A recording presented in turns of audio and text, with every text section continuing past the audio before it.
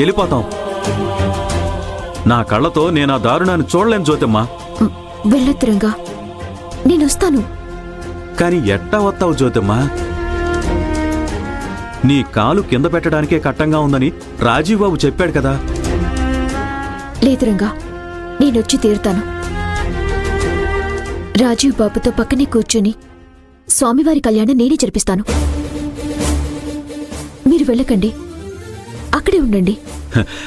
అట్టా అన్నావు, బావుంది జ్యోతమ్మా.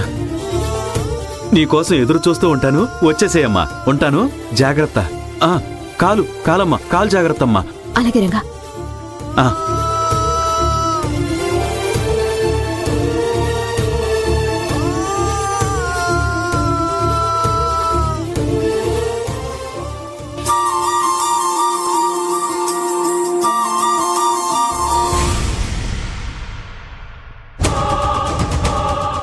శ్రావ్య తనకు తానుగా వచ్చి నన్ను గుడికి తీసుకుని వెళ్ళాలంటే నాకున్న ఒకే ఒక్క అస్త్రం సిద్ధం. ఆ ఆయుధాన్ని వాడితేనే గెలుపు నాదవుతుంది.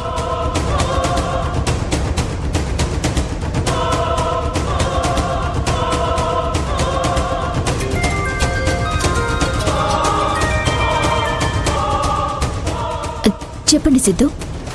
అదే జ్యోతి గారు, నన్ను శ్రావ్యాన్ని కలుపుతా అన్నారు కదా, ఆ ప్రయత్నం ఎంతవరకు వచ్చిందో కనుక్కుందామని ఫోన్ చేశాను. అది కూడా ఈ రోజే మీరిద్దరూ కలవటానికి ప్లాన్ చేస్తున్నాను.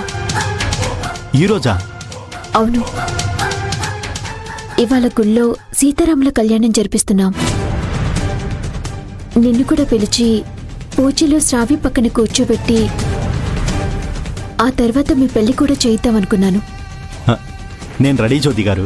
మీ రెడీయే, పక్కన కూర్చుని చేయించటానికి నేను రెడీగా లేను.